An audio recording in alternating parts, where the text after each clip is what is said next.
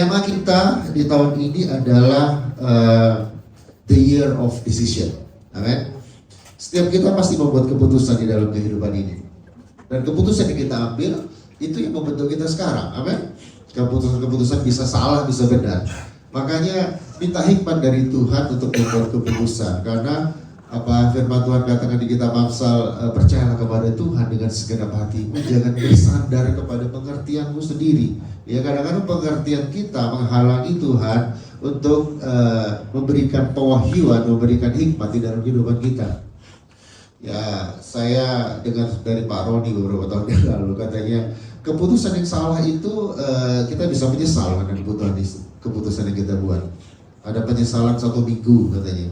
Itu salah makan, ya, salah makan di hari 3 hari. Ada yang pernah salah makan di hari 3 hari, ya, tapi habis itu seminggu sembuh, ya. Itu penyesalan 1 minggu. Ada penyesalan 1 bulan katanya, ya, tergantung durasinya, ya. Penyesalan 1 bulan itu salah potong rambut, ya, salah potong rambut. Nanti panjang lagi kok, ya, setelah 1 bulan. Mungkin yang perempuan omel-omelnya lebih dari 1 bulan, mungkin, ya, kalau salah potong rambut. Ada penyesalan 1 tahun. Tahu penyesalan 1 tahun? Salah belajar kan kelas, ya, harus berulang lagi 1 tahun, ya. Tapi ada penyesalan seumur hidup, ya. Tahu enggak penyesalan apa?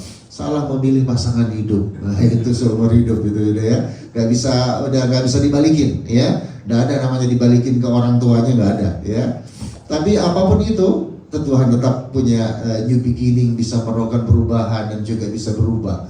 Tapi ada penyesalan yang kekal, yang selama-lamanya, yaitu salah memilih juru selamat, ya. Siapa bersyukur kita punya juru selamat, dijamin kekekalan, kebenaran dan juga keselamatan kita dijamin oleh Tuhan Yesus Kristus. Nah, apa yang terjadi waktu kita memilih juru selamat? Maka tugas kita adalah terus bertumbuh untuk serupa dengan Kristus. Itu adalah tujuan hidup kita. Nah, Februari Valley of Testing, dan minggu ini temanya adalah Growing Measure Through Testing. Ya, kita pakai bahasa Inggris terus, ya. Terjemahannya adalah itu dia, menjadi dewasa melalui ujian. Nah, saya coba dulu. Oke. Ya, ini dia. Lembah ujian itu adalah tempat di mana iman dimurnikan dan tempat terbaik untuk pembentukan karakter semakin dewasa, semakin serupa dengan Kristus. Ujian itu memang gak enak, Bapak Ibu, ya. Tetapi kalau di sekolah ada yang namanya ujian. Tanpa ujian tidak bisa naik kelas, ya. Kita semua kepingin naik kelas, tapi kita harus melalui ujian. Ada sekolah yang kita datang nganterin anak kita untuk sekolah. Bu, di sini Oh, di sini gak ada ujian, Bu. Kelasnya nggak ada, pokoknya belajar aja, gitu, ya. Tidak ada kenaikan kelas dan segala macam. Itu bukan sekolah namanya, ya. Semua butuh ujian untuk mengalami pertumbuhan, baik itu di dalam segala hal karakternya, di dalam kerohaniannya, di dalam segala hal kita butuh ujian, ya. Dan ujian itu adalah kita tidak bisa ngomong kita ini dan itu tanpa diuji, ya. Saya sabar, ya. Dari mana tahu saya sabar? Waktu saya diprovokasi, saya tetap diam, saya tetap mengampuni dia. Itu baru kita sabar. Kalau kita cuma ngomong, gak diuji, gak ketahuan kesabaran kita yang sejati, ya. Dengan bertambahnya usia juga sesuatu yang terjadi dengan sendirinya. Tetapi bertambah dewasa tidak bisa terjadi dengan sendirinya. Kita tua pasti, ya. Tahun lalu bulan November saya sudah berusia 50 tahun, ya, ABG, ya. Aku baru gocap, ya, sudah 50 tahun. Tetapi untuk dewasa gak bisa, harus dibentuk, harus ngalami proses, harus ngalami rendah hati untuk dibentuk sama Tuhan supaya karakter kita dan juga kerohanian kita semakin bertumbuh. Ya, ada banyak yang tua tapi seperti anak-anak, kan, ya, itu tidak bertumbuh secara rohani, ya. Dan respon kita ketika kita melalui serangkaian pengalaman hidup, ya, apakah saat kita berada di puncak gunung maupun saat kita di lembah, itu menentukan, ya, karakter yang dibentuk di dalam proses itu. Saya yakin Bapak Ibu di sini ada yang sudah pengalaman hidupnya luar biasa, ya. Dan pengalaman itu kelihatannya hal yang kelihatannya dulu sulit dulu itu membuat kita jengkel, dulu membuat kita sedih, membuat kita kadang-kadang kecewa juga, ya.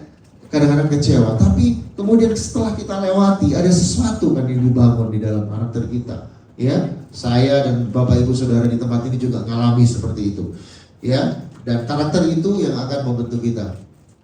Nah,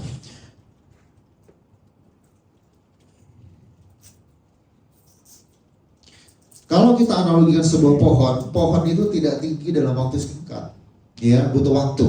Ya, saya nggak tahu, saya bukan orang yang suka nanam pohon, nggak tahu nanam mangga mungkin juga butuh bertahun-tahun supaya berbuah, apalagi nanam pohon duren kali ya.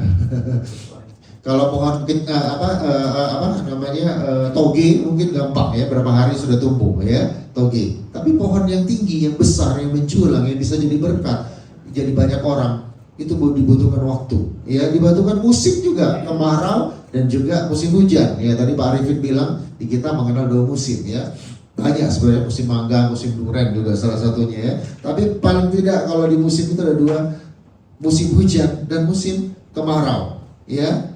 Suatu perjalanan panjang yang perlu dilewati sama kita, yaitu musim di dalam kehidupan kita. Nah, tanaman itu butuh matahari, tanaman juga butuh air, ya.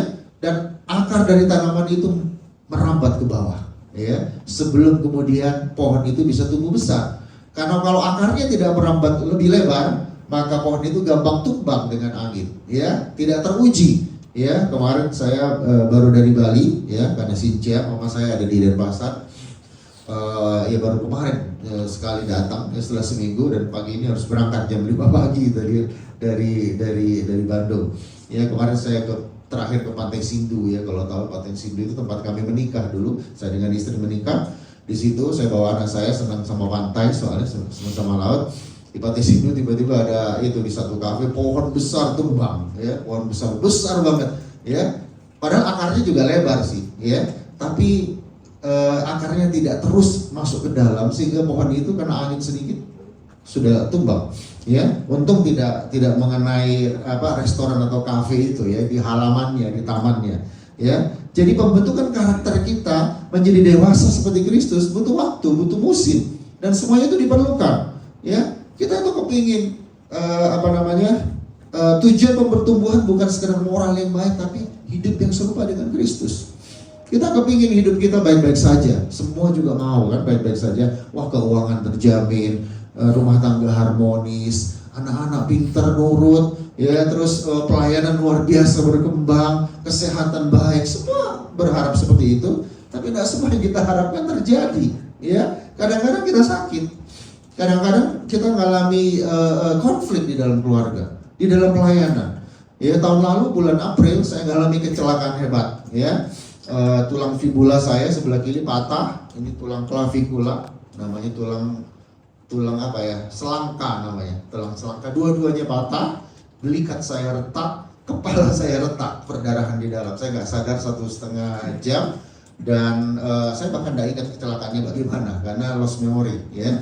Ya, mudah-mudahan ada lost memory firman Tuhan hari ini. Saya mengalami perdarahan luar biasa dan harus dibor kepala saya, dikeluarin selang, dimasukin selang dan keluar darah selama 2 hari itu dari kepala saya, ya. Dan kemudian itu yang terjadi. Saya nggak kepingin itu terjadi, ya, nggak ada yang kepingin kecelakaan. Saya bilang kecelakaan terjadi kepada siapapun juga, ya, orang Kristen nggak Kristen, nah kecelakaan, ya, orang kaya orang miskin kecelakaan juga, ya, orang pintar orang bodoh kecelakaan juga, orang baik orang jahat kecelakaan juga. Ada yang bilang orang baik nggak pernah kecelakaan juga. Tapi yang membuat berbeda adalah kita punya tujuan terhadap segala sesuatu. Allah turut bekerja di dalam segala sesuatu mendatangkan kebaikan bagi setiap orang yang mengasihi Dia dan terpanggil pada rencananya. Saya itu nggak tahu, ya, saya nggak lihat videonya, tapi itu pasti parah. Kalau Bapak Ibu tahu perempatan simpang dari Tamblong, Kong Besar Asia Afrika, Hotel Preangkar. Saya udah lampu merah, saya berhenti, begitu hijau saya jalan, ditabrak motor dari samping dan terlempar sampai ke pos polisi yang ada di kantor pajak, kantor keuangan itu. Saya nggak tahu bagaimana caranya.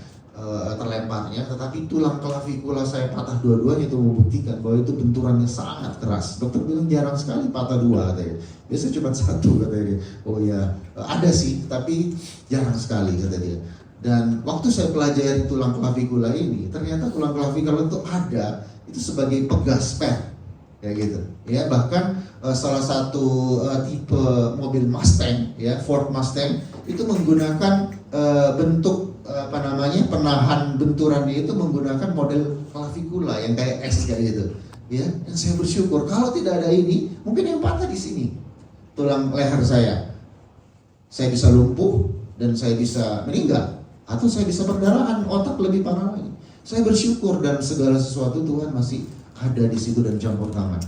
2 minggu kemudian saya sudah pulih, ya. Padahal waktu di rumah sakit saya nggak bisa makan, saya muntah terus. Ya karena nggak tahu ya, mungkin di otaknya terjadi sesuatu, muntah terus. Dan 2 minggu kemudian saya sudah kesaksian di Majesty, ya, di Majesty. Tapi kecepatan, ya proses itu kadang-kadang kita itu kepingin prosesnya cepat sembuh, cepat bangun lagi, cepat keluar lagi. Saya nggak mau ada di pembaringan gitu ya, di tempat tidur. Dan terjadi kemudian saya lebih aktif dari biasanya dan tiba-tiba pen yang ada di klavikula saya kanan kiri lepas, tulangnya belum nyambung dan lepas, dan kemudian harus operasi lagi. Ya makanya 9 bulan ini masa yang luar biasa, ya operasi yang menyakitkan, ya sakit banget karena saya juga alergi antiinflamasi non steroid, ya untuk penahan rasa sakit. Kadang-kadang dihindari itu sehingga saya ngerasain sakitnya, ya. Dan anyway Tuhan bekerja di dalam hal itu. Saya percaya Tuhan punya tujuan di dalamnya, ya. Saya punya tujuan. Kita nggak perlu nanya lagi kenapa itu terjadi kepada saya Tuhan. Selama kita benar, ya. Selama kita benar. Kalau kita sembarangan di lalu lintas lalu kita kecelakaan, well itu salah kita, ya. Kemarin asuransi, ya baik itu apa asuransi untuk kecelakaan itu ya, saya lupa. Dan asuransi saya awalnya belum mau mengcover dahulu, baru di cover kalau saya pihak yang benar. Makanya harus BAP kepolisian dahulu dikeluarkan. Oh saya pihak yang benar, baru di cover tuh asuransi. Kalau enggak saya nggak di cover asuransi. Makanya tetap di dalam kebenaran bapak itu, ya. Tetap di dalam kebenaran, karena kalau kita melenceng dari kebenaran maka banyak hal yang tidak di cover di dalam kehidupan kita, ya. Termasuk asuransi juga, ya. Mari kita masuk ke dalam ayat utama kita di dalam Roma 5 ayat 3 sampai 4.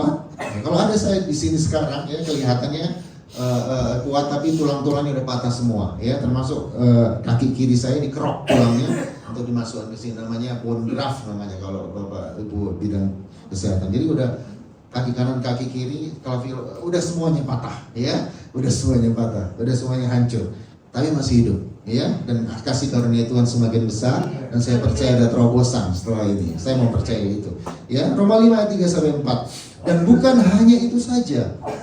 Ya, kata bukan hanya itu saja karena kalau kita baca 1 dan 2 itu Paulus berbicara mengenai keselamatan oleh karena iman. Ya, karena iman kita kepada Yesus Kristus, maka Yesus memberikan kepada kita anugerah. Hanya karena anugerah, hanya karena iman kepada Kristus keselamatan itu. Kenapa kok Petrus ngomong itu? Karena di Roma waktu itu ada dua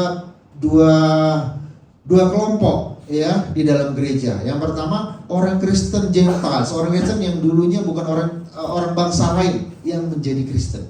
Tapi ada juga orang Yahudi yang menjadi Kristen, ya Messianic Jews istilahnya. Nah orang Yahudi ini masih melakukan tata ibadah dan segala tata adat istiadat orang Yahudi, tapi percaya Yesus. Dan mereka, loh kenapa kok itu nggak melakukan ini guys segala macam. Dan kita bilang Paulus bilang anugerah itu atau keselamatan itu hanya karena iman kepada Yesus Kristus. Dan kemudian ayat ketiga, bukan itu saja. Kita malah bermegah juga dalam kesengsaraan kita. Kita tadi berbicara mengenai keselamatan yang abadi, yang kekal. Paulus katakan bukan cuma itu saja, di dunia ini pun, ya oleh iman kita bekerjanya di dunia ini. Ya ada yang bilang iman itu kayak mata uang kerajaan surga. Ya kalau mau beli barang di toko kita perlu ngasih uang. Ya kalau mau mendapatkan sesuatu dari kerajaan surga perlu iman. Maka Makanya iman itu perlu untuk kita latih, ya. Kita malah bermegah juga dalam kesengsaraan kita karena kita tahu bahwa kesengsaraan itu menimbulkan ketekunan, ya. Tribulation menghasilkan perseverance, ya, ketekunan. Perseverance menimbulkan yang namanya perseverance itu menghasilkan karakter. Ya, ada tahapannya. Ya, tekun dulu, lalu tahan uji. Tahan uji kalau dalam bahasa Inggrisnya karakter. Bahkan ada beberapa terjemahan yang menyebutkan proven karakter atau karakter yang teruji, ya. Dan ketiga, hope atau pengharapan. Nah, mari kita bahas ini satu-satu. Frase bermegah dalam kesengsaraan menjelaskan bahwa cara pandang kita melihat kesengsaraan atau testing perlu diterjemahkan atau ya sebagai sebuah undangan untuk bertumbuh menjadi dewasa dalam Kristus. Ya, Paulus menggunakan kata tribulation itu berat, Bapak Ibu. Itu bukan sekedar ketidaknyamanan atau masalah yang sepele, itu masalah berat katanya. Kamu harus rejoice katanya kalau ada masalah berat dalam hidupmu. Aneh ya, memang kerajaan surga kerajaan yang upside down, ya. Orang kalau mengalami masalah yang berat harusnya sedih. Tapi Paulus bilang rejoice. Karena ada tujuannya itu. Kalau kamu kehilangan tujuannya, maka itu cuma sengsara toh. Tapi kalau kita mendapatkan tujuan dari situ, maka ada sesuatu yang dibangun di dalam pengalaman-pengalaman itu. Saya minta ditampilin sebuah gambar tadi, ini dia. Saya baru download tadi karena belum ready. Perspektif kita penting. Kalau saya melihat kecelakaan itu, oh Tuhan, kenapa kok kayak gini? Jangan-jangan Tuhan mengutuk saya atau gimana dan segala macam. Atau saya marah sama Tuhan. Ya, kadang-kadang itu terjadi dalam hidup kita, wajar, ya. Tuhan juga tidak terlalu sensitif kalau kita kecewa sama Dia, tapi asal kita tetap di dalam Dia. Nah, menurut Bapak Ibu ini gambar apa? Oh iya, gambar orang. Obviously gambar orang, ya. Sama yang di sini melihat nenek tua, angkat tangan. Ada 1, 2, 3, 4, 5 nenek tua, 6. Ada yang melihat wanita cantik? Wah, ini wanita cantik. Wah, iya. Harusnya bapak-bapak yang bisa melihat ini, ya. Punya bisa membedakan. Yang tidak bisa bahasa Indonesia angkat tangan. Ada yang nggak jawab soalnya tadi kan? Ya, berarti nggak bisa bahasa Indonesia. Ini tergantung perspektif kita, ya kan? Ini bisa jadi nenek tua sebetulnya. Ini dia. Kalau mau nenek tua ini hidungnya, ini dagunya. Nenek tua pakai kerudung, ya kan? Ada yang melihat gitu. Ada yang melihat ini nih. Ini bukan hidung tapi ini dagu. Ini telinga, ini hidungnya, ya kelihatan dari belakang di samping ini lentik, ya. Jadi satu gambar yang sama kita bisa lihat perspektif yang berbeda. Satu orang tua, satu wanita cantik. Ya udah, balik lagi. Ya, di dalam ujian, di dalam pencobaan, di dalam sesuatu yang suka, hardship di dalam kehidupan kita bisa melihat dua hal. Tuhan gak sayang sama kita, makanya Tuhan hukum kita. Atau, oh aku tahu, Allah turut bekerja kok dalam segala sesuatu. Di dalam pengalaman ini pun, ini adalah ujian untuk aku bertumbuh. Karakterku semakin kuat, aku semakin dibentuk, semakin ramah, semakin seperti Tuhan Yesus. Kita harus punya perspektif itu di dalam masalah, ya. Karena masalah di dalam kehidupan kita itu adalah cara Tuhan untuk membentuk kita. Dan pasti ada rewardnya, ya. Bukan soal rewardnya apa? Yang pertama, kita semakin serupa dengan Kristus. In the end, Bapak Ibu, kalau dulu saya baca buku 7 Habits of Highly Effective People itu sebelum tahun 2000, ya, Stephen Covey. Ya, dia bilang memulai dari akhir sebuah pikiran, ya, salah satu 7 kebiasaannya. Jadi bayangkan diri kamu ada di sebuah ibadah penghiburan. Kamu jalan, lalu kamu melihat peti yang terbuka, lalu kamu lihat di situ siapa yang tertidur di situ. Ternyata kamu, kata dia. Ternyata kamu. Kalau itu terjadi, kamu kepingin orang ngomong apa tentang kamu? Itu dia. Apa impact, apa reaksi orang terhadap kamu pada saat kamu meninggal? Nah, kita semua pasti meninggal kan? Ada yang hidup abadi di sini? Gak ada. Ya, in the end apa yang orang bicarakan mengenai kita? Bukan seberapa banyak deposito, saham, seberapa kaya kita, properti kita banyak, enggak. Yang diomong karakter, dia omong adalah impact mereka di kita atau orang yang mati itu terhadap semua orang yang datang. Ya, kalau kita kejar yang tidak diomongin orang, yang tidak lasting forever, ya kita salah berarti. Ya, karakter itu penting. Ya, lalu yang kedua, saat kita memandang kesengsaraan sebagai sebuah kesempatan untuk mendewasakan karakter kita, maka hal ini pun akan melahirkan ketekunan.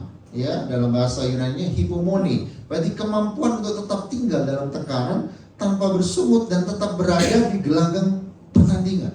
Ya, masalah akan selalu datang. Saya sering salah nyanyi, ya. Itu ada lagu kan, musim akan selalu berganti. Saya selalu salah.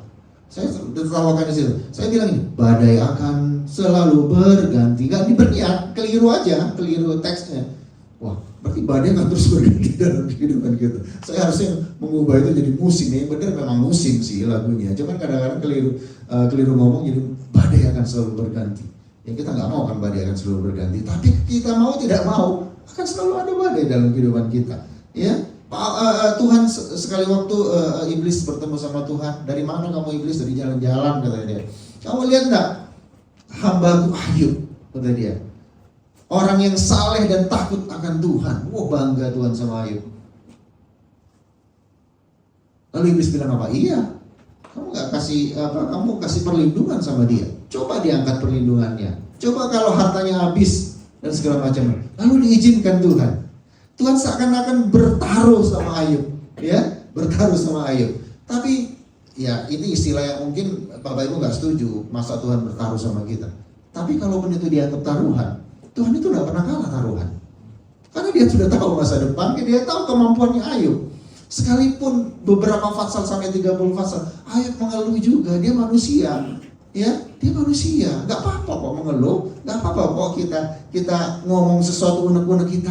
Tapi kepada Tuhan lebih baik. Ayub bilang, lebih baik aku tidak dilahirkan Tuhan daripada mengalami ini.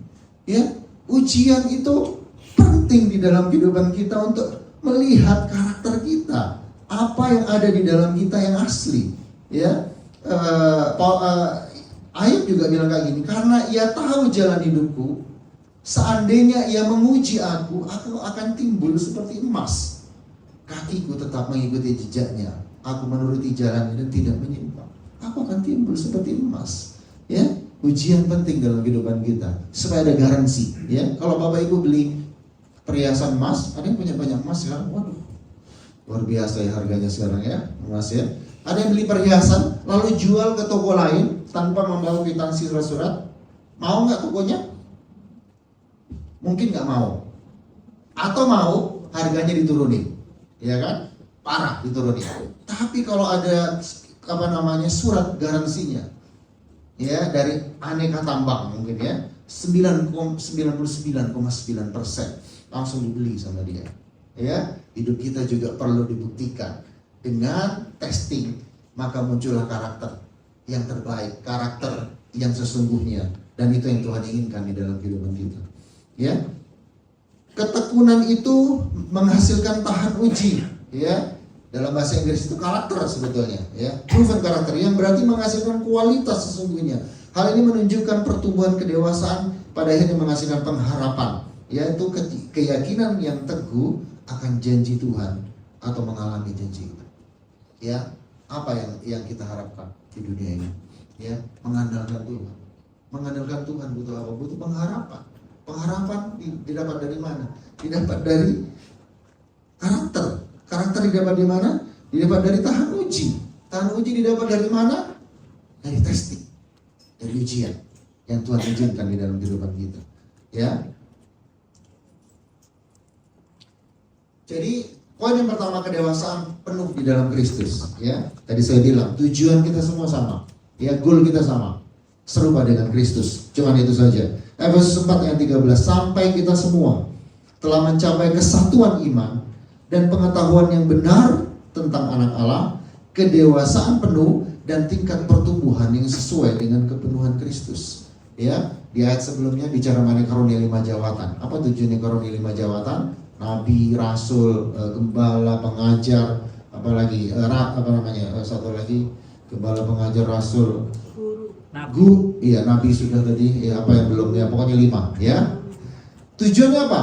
Untuk memperlengkapi orang-orang kudus untuk tugas pelayanan, untuk pembangunan tubuh Kristus. Ya, lalu muncullah ayat ini dan ayat selanjutnya, supaya kita bukan lagi anak-anak yang diobang-ambingkan oleh pengajaran-pengajaran, ya, tetapi berpegang teguh kepada Tuhan.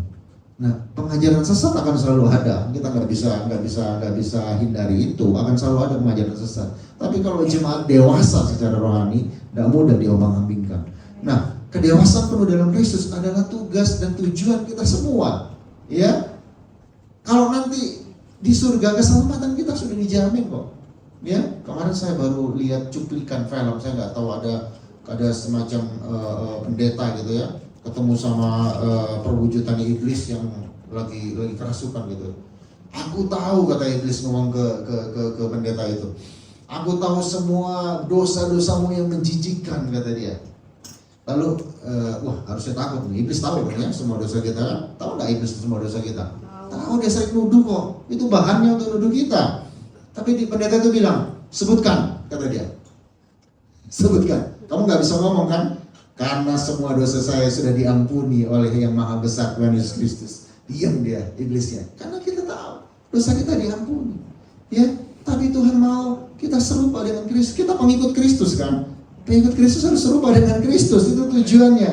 Dan kadang-kadang dan seringkali dan satu-satunya mungkin ya, Tuhan melalui ujian di dalam kehidupan kita, menggunakan itu dalam kehidupan kita.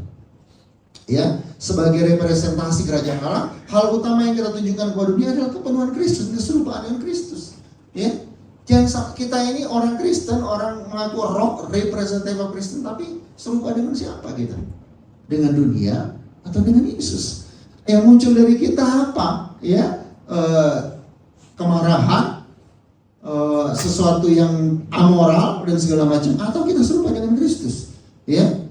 Kalau Tuhan bisa melihat Kristus di dalam diri kita, maka dia akan gampang untuk percaya kepada Tuhan Yesus. Tapi kalau sikap kita bertentangan dengan setiap firman Tuhan yang kita mengerti, ya Tuhan kita nggak bisa, kita jadi batu sandungan mungkin. Ya, makanya biarkan Tuhan bekerja dan terus serupa dengan Kristus di dalam kehidupan kita.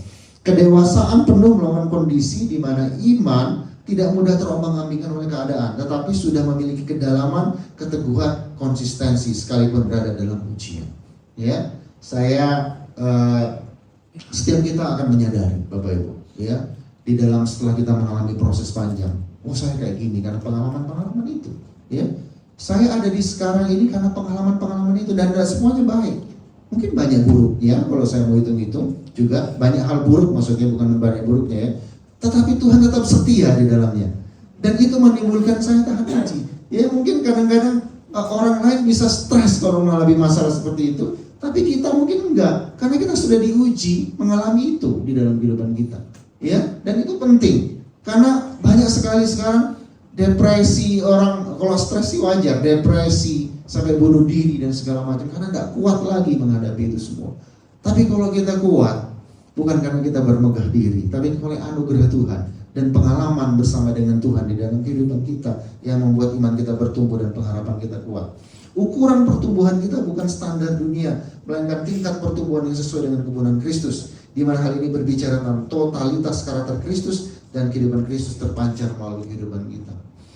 Sorry to say, Bapak Ibu, kadang-kadang saya ini kerja masih ya, baik itu di banking maupun di pasar modal selama saya nggak tahu berapa, lebih dari 20 tahun saya kerja di finansial. Klien saya ya biasanya haleluya, puji Tuhan, bagaimana kepada Tuhan memberkati, itu kalau marah itu lebih parah dari iblis kalau marah, yang orang kayak gitu biasanya ya, enggak semua. Repot ya. Bahasa-bahasa rohaninya keluar, tapi kalau lagi marah maki-maki juga gitu. Dan kita nggak bisa lihat Kristus di dalam hal itu. Udahlah, nggak perlu lihat orang lain. Mari kita lihat diri kita sendiri. Ya, ukurannya adalah serupa dengan Kristus. Ya, bukan standarnya dunia. Ya. Pribadi yang bertumbuh dewasa dalam kebenaran Kristus adalah pribadi yang dapat menanggung penderitaan tanpa mengeluh, berjalan di lembah tanpa rasa takut, mampu mengendalikan diri tanpa rasa cemas. Ya. Saya bilang ya, bukan berarti kita tidak boleh cemas, bukan berarti kita tidak boleh takut, dan kadang-kadang tidak boleh mengeluh sama sekali. Enggak kok.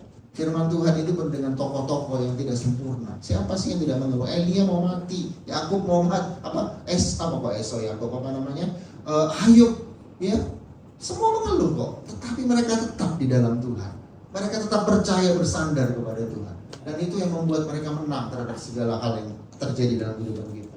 Ya. Indikator pertumbuhan menjadi dewasa dalam kepenuhan Kristus bukan seberapa lama menjadi orang Kristen, seberapa sering datang kegiatan ibadah dan pelayanan, seberapa banyak tahu ayat firman Tuhan, tapi apakah orang sekitar itu bisa melihat dan merasakan kehadiran dan mengalami Kristus dalam kehidupan kita. Bukan berarti itu tidak penting. Penting tentu saja. Nanti udah Pak, saya nggak perlu ibadah, nggak perlu pelayanan, nggak perlu jaga Alkitab. Yang penting hidup saya mencerminkan Yesus Kristus. Ya, ada yang bilang kayak gitu? No. Ya, tetapi Tuhan harus dirasakan oleh semua orang di sekitar kita. Ya, makanya tujuan kita semua adalah serupa dengan Kristus. Yang kedua, meninggalkan zona nyaman, comfort zone. Ya, Ibrani 5:13-14, barang siapa masih memerlukan susu, ya, ia tidak memahami ajaran tentang kebenaran sebab ia adalah anak kecil. Tetapi makanan keras adalah untuk orang dewasa yang karena mempunyai panca indera yang terlatih untuk membedakan mana yang baik dan yang jahat.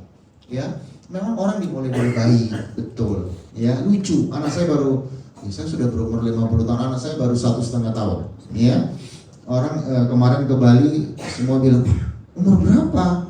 Ya, lucu lah, ngoceh terus dia. Tapi kalau dia ngoceh terus sampai umur modelnya kayak gitu sampai umur 15 tahun, 30 tahun, saya sedih loh Bapak Ibu ya. Saya kepengen dia bertumbuh ya. Ya, dia makannya masih yang halus-halus, saya kepengen dia makan babi guling dan segala macam nanti ya pada akhirnya ya. Dan dia bertumbuh dan dia tidak seperti itu lagi gitu. Walaupun aku kepengen kecil lagi anakku, gitu, lucu gitu kan. Ya memang sih ada di dalam pikiran kita. Kayak adik saya, anaknya sudah 12 tahun, dia bilang, kamu kok gak kecil lagi lah Nyo, biar lucu kayak dulu katanya dia. Gak bisa. Orang harus bertumbuh ya. Makan keras untuk orang dewasa. Lembah ujian merupakan zona yang tidak nyaman ya. Dan hal ini menjadi zona yang baik karena proses pertumbuhan sedang dimulai. Kadang-kadang orang menang terhadap ujian kekurangan, tapi tidak menang melawan ujian kelimpahan. Ya, waktu kita tidak punya duit, kita miskin, kita mengandalkan Tuhan.